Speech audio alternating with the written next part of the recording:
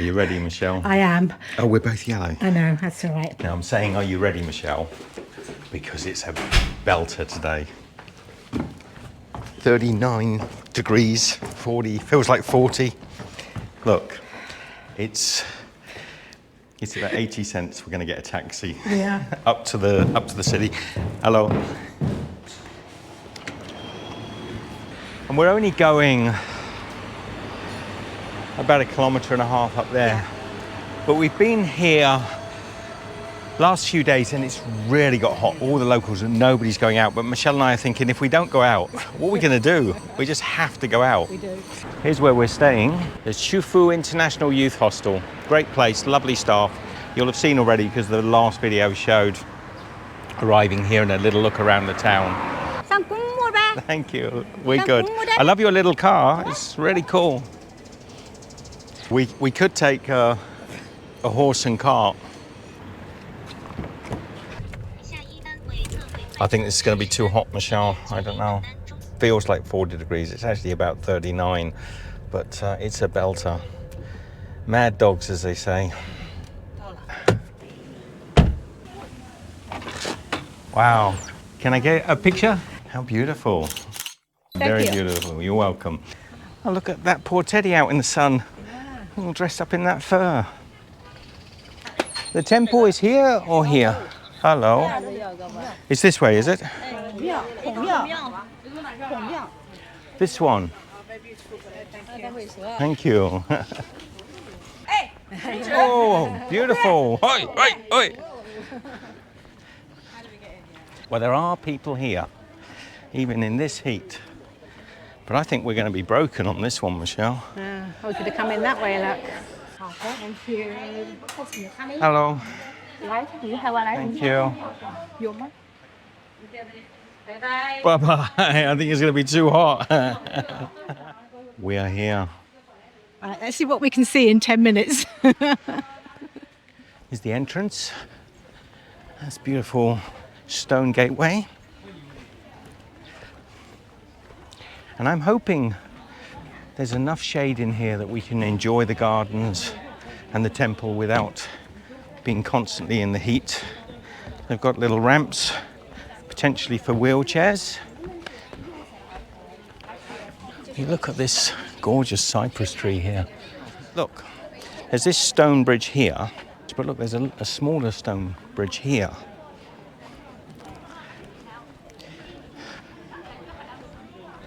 Ever the contrary, I think I'd rather go across this little stone bridge. Look at this, how pretty is this? The path less trodden. Apart from this lot, of course. But yeah, so the main archway there goes through this beautiful, look at the work on that roof. Amazing, isn't it? Whereas the peasants' walkway, probably for the staff, still a beautiful gateway. In any other place in the world, this would be an outstanding gateway. Again, look at this tree. Look at the detail, the wavily shape. Wow, that's the big daddy there in the center. It's got a big knobbly bit sticking out, Michelle. Yeah.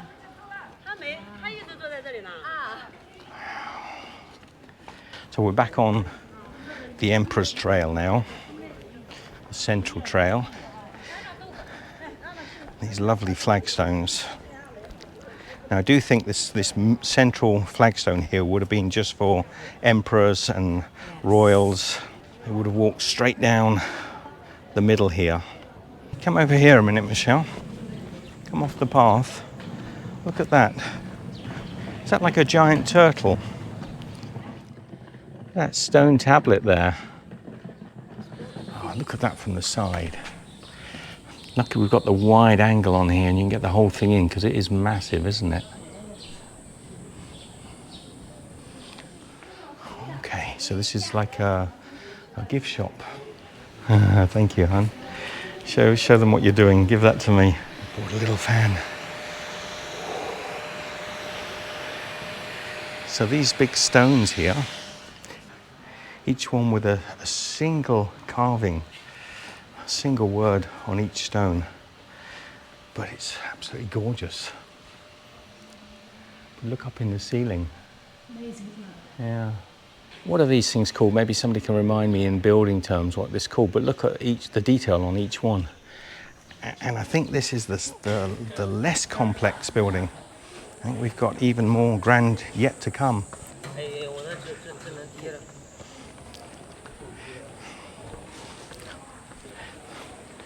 Wow, look at this column here. So many hands have touched this. It's shiny on the lower levels, look. All the way up to about here, and then above it's matte. And the dragon twists around the column. Okay, I think the big building is coming up. So there's what sound like a group of Russian tourists in the orange shirts. And they must have a tour guide organised because they've got the earpieces in. This is, let me turn the camera so you can see. Now, I've been told, reliably informed, that this is one of the most auspicious buildings in China. So much so that back in the day, when the emperor came here, they covered up these pillars because they didn't want him to see how beautiful they were. They felt it would be an insult because he barely had pillars like this even in the capital. You can see all carved. Look, the stone masonry on this is quite exceptional. And this is just the gateway to the temple itself, which is all done in gold. It's gorgeous. Unfortunately, we can't go in. And you can see there's some instruments here, so when the band gets back together. We're putting the band back together. You can imagine. A little bit of blues ringing out. Oh, let me just get the central view. It's quite beautiful, isn't it? Let me get that fan, Michelle. Okay, you can see the pillars towards the center there are all worn shiny by all the handprints. And as you get here to the last pillar, so a lot less people had their hands on this one. Very few up here on the dragon's neck. Let's go down the side and see, because the pillars going back from here are more plainly carved. Put your hand there for a minute, Michelle. Okay, 1, 2, 3, 4, 5, 6, 7, and as I suspected, 8 sides. Lucky 8. Lucky 8. Hello, ni hao. She's got the coolest spot in the temple. Now this one at the back here, this is even further back with a little less ornate carving, but we can go into this one. This is the sleeping hall. The sleeping hall. First built in 1018. Can you read that out? Yeah, first built in 1018 during the reign of Emperor Tianxi in the Song dynasty, and rebuilt in 1730 during the reign of Emperor Yongzheng. In the Qing dynasty, the hall was a place to worship Qing'enshi, the wife of Confucius. There is a shrine and a memorial tablet of Qing'enshi. Probably said that all wrong. Now this must be some of that cypress wood, I imagine. They've used these bands around here, and then a very thick red paint.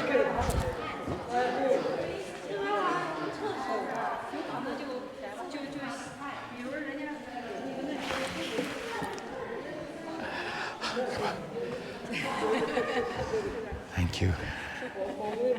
Thank you. The building opposite us is known to have gold tiles, which is something I think means it's an imperial building. Whereas a building like this one, the tiling means something. It really means something. Everything means something. You know, it has a hierarchy to it, where you walk, where you sit, what's above you, what's below you, everything has a hierarchy. It's quite amazing. I said to Michelle at the beginning, let's not make this all about talking about the heat, but the sweat is starting to sting my eyes. Are you hot, Michelle? Yeah, I'm very hot. Michelle's hot. It's hot. It's hot. She doesn't get hot like I do. I think we're at the Holy Cook Room, Michelle. Okay, so this is right at the back now. We're at the kitchens. This would be fascinating. Oh, they are open, look. Let's go and have a look around Confucius kitchen. Fascinating, huh? I've been learning a lot about the food that Confucius would have eaten. Would have consisted of, okay, it's not quite what I expected. So I think the kitchens are locked up, Michelle.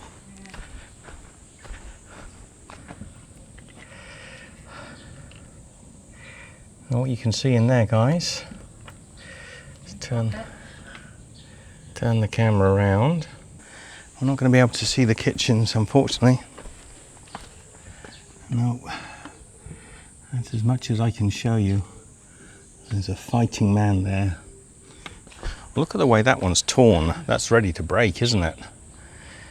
It's pulled over, and they put this big post to stop it going any further, but it's actually got a big tear in the fibre of the tree. I think that's what the bands are for as well, to hold. Yes, it is, yeah. And actually there's another, like almost a parasitic tree growing through the centre, that one you see.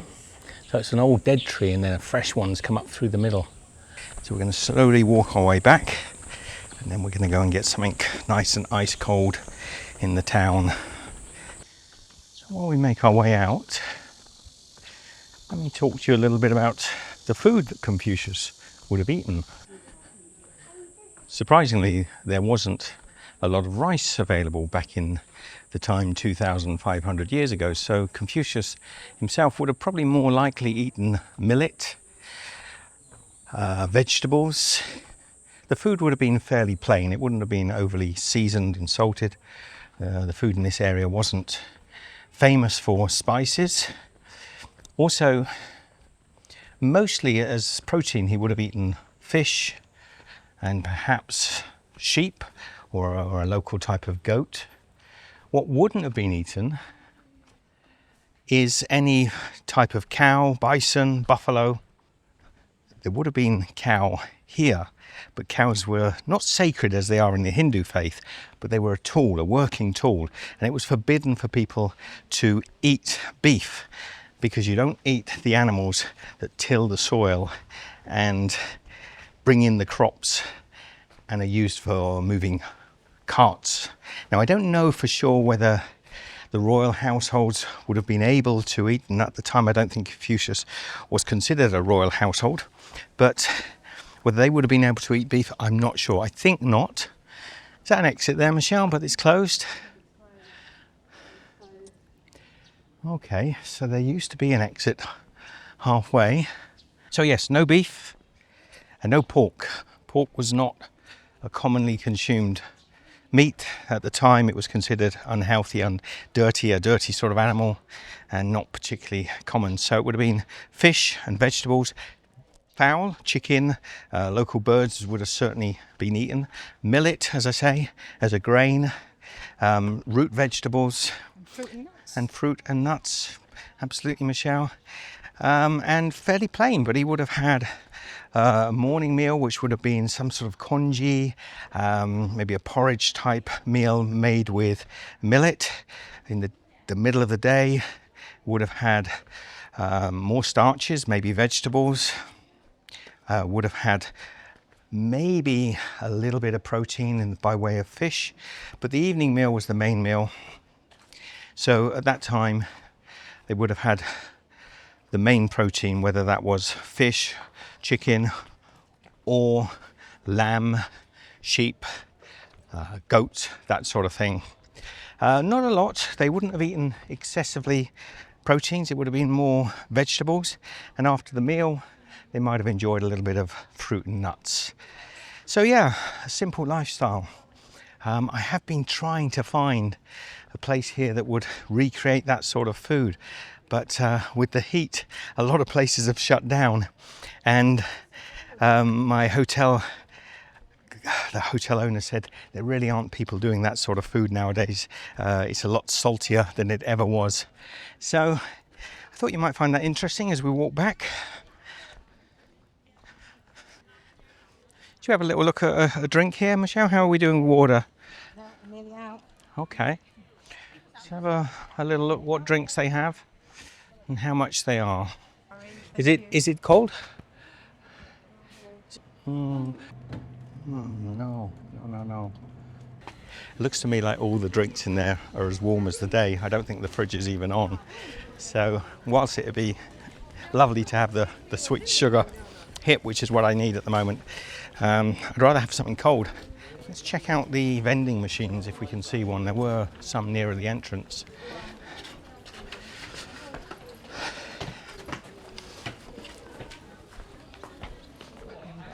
I see a sign saying exit.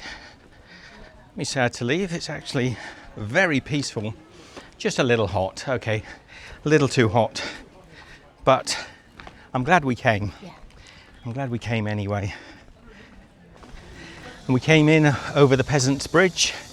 We go out over the Peasants' Bridge. I'm wondering whether, let's just try one of the vending machines, because definitely I'm not gonna go to the shops here. I don't think they're keeping the refrigerators on. But over here, look, there's a vending machine. Oh, I could do with a Coke. I could do with a Coke, San. Cold Coke. Bank cards. Upload your passport to verify. So no, it's another Alipay add-on app. You can't actually pay it with Alipay. You've got to register to buy the drink. Bummer. Oh, that's nice. Oh, that was cooling. Hello. Thank you. Thank you. Okay, so just outside is a whole plethora of shops. Oh no. Oh, Mao Zedong, the little red book. Mao Zedong's little red book. How much? Sure. Wusher. 50, I think. 20 now. 20. No. So Mao Zedong's little red book. Head home with a little red book. I wouldn't mind actually. I wouldn't mind a little red book. So famous. Nice and shaded here. It is nice and shaded, but I'm needing a nice something cold, Michelle. Yeah. Nice and cold. I think we've lucked out, Michelle. I think that's Tourist Street there. I think it might be. So our favourite little coffee shop is, I'm going to say, 100 paces. 85, 86, 87. Oh, this is our favourite little cake shop. I've always got to have a favourite cake shop, you know me. And just next door to it, I think one of the best little coffee places in Qufu. Oh, that hits the spot. In the middle.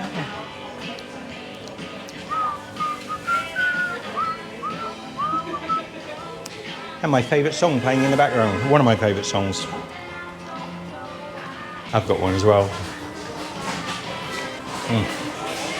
It's really strong espresso coffee.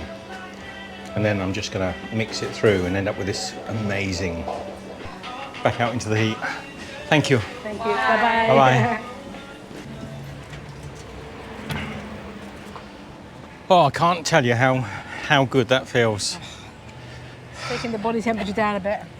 I wonder if the pork lady's open. Ah, yes. Let's go and check it out. Hello. 2, please. Oh, look at this.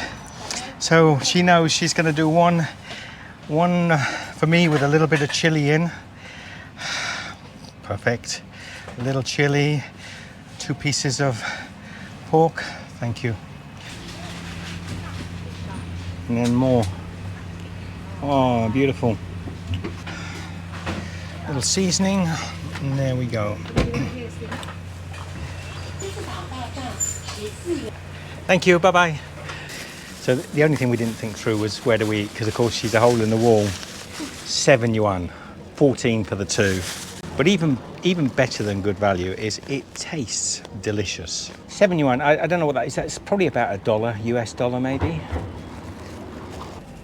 May wait. A little tip if you're coming here, she's not open on the weekend. We were ever so disappointed when we came up the day after and she was shut. My bum is so hot. I think we should just call this the hot one. It's only 200 metres down the road, but there's no shade. We're getting a taxi back. We survived 2 hours in the sun, 40-degree heat. We did well. All for you. Absolutely. All for you. It wasn't for us. Was for us. I think we should sign off here, Michelle. We've had a hot day. Love to you all from Qufu in China. Hottest day of the year. Absolutely. What was it? Amber? Orange warning. Orange heat warning. Yeah. 40 degrees Celsius. I think that's about 700 degrees Fahrenheit. See you later. Take care. Big train journey today. First class this time though. Okay, we're getting a bit perplexed because the Qufu station looks almost abandoned.